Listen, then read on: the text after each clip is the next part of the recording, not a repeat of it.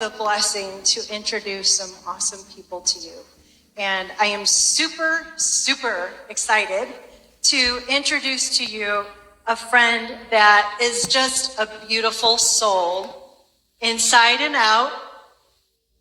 She has a purpose to share light with others and help them find their own light with it. I know her personally. Her anabolic energy is just extraordinary, and she charges me every time I see her. And I just love being around her.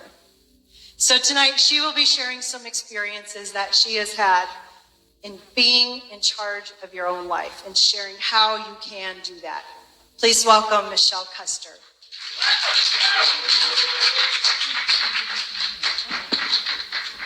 Okay, I wasn't supposed to cry before I started. My goodness. Thank you. Thank you so much. I'm really excited to be here. I want to talk to you about being in charge of your life, but first I need to explain these yellow roses in front of me. They are in honor of my best friend, Leisa. They were her favorite, and I made a promise that when I got on stage to tell our story, I would have them here. And this is my best friend, Leisa. Leisa was my pillar of light. She was that person that I could rely on for anything. She loved me unconditionally. She was my second mother. She was my number one. And I met her when I was 17 years old. She was my boss. And I actually worked for her at the Olive Garden. And I had sent in a letter about how amazing she was. I'd gone through several managers and she was doing a great job. And so she came up to me and was like, "Did you send a letter about me?" I was like, "Yeah, you weren't supposed to know that." So we became fast friends. And she started mentoring me. She took me under her wing. She never had children of her own. She never got married. But she took me in as her own. And for the rest of her life, I was her child. So when I want to talk about being in charge of your life, Leisa was kind of like a Band-Aid, and I mean that with love and respect. She validated me, she loved me, she made me feel worthy, she made me feel special. And when I lost her on March 12th of 2015, I realized I hadn't been in charge of my life. And she had kind of Band-Aided all those things about myself that I had ignored. And that was really hard because she had always been my biggest cheerleader. She wasn't there anymore.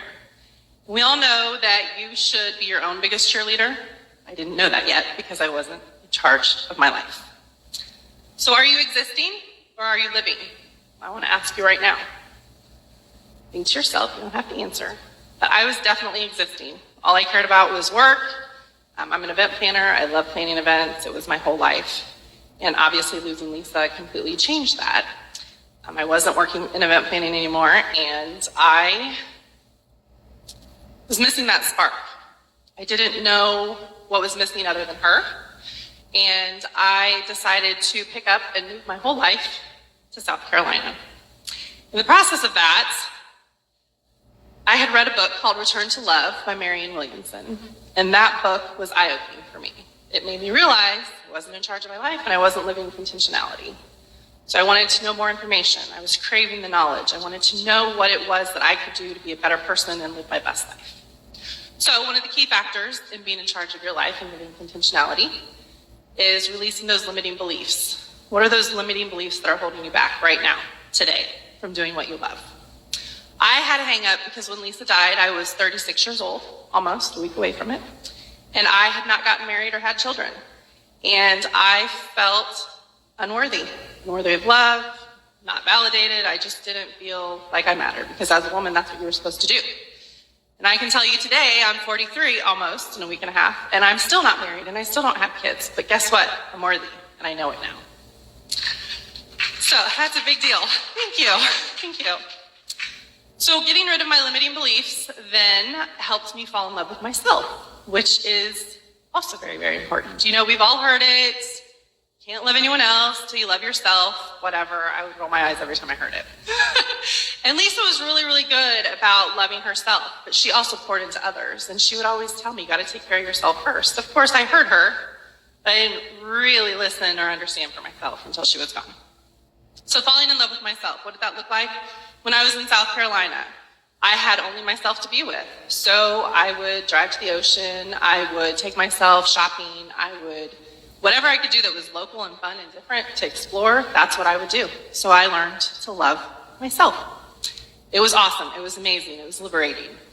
I remember having a phone call with my sister one night when I was driving home from Charleston.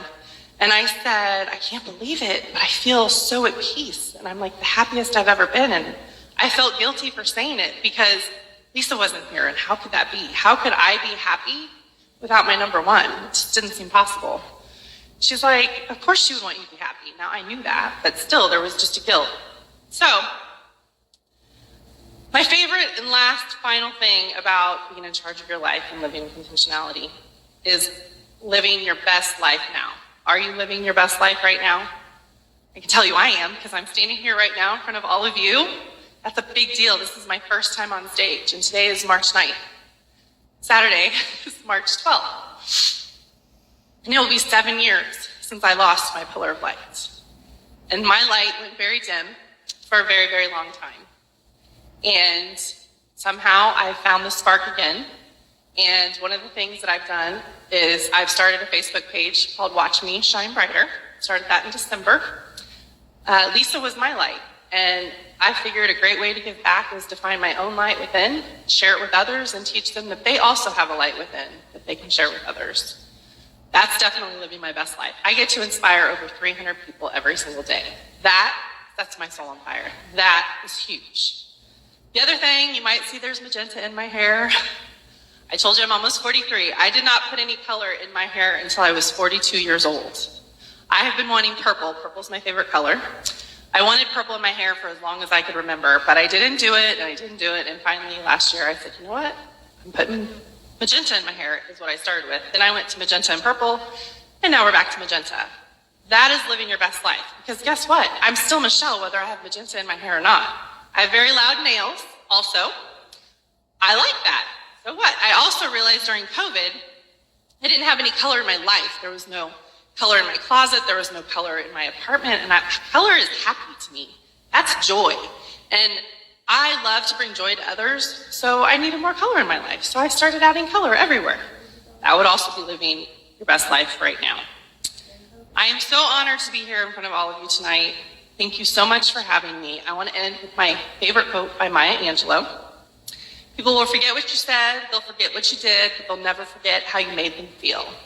I can only hope that I inspire and make everyone feel half the love that Leisa made me feel in my lifetime. Thank you.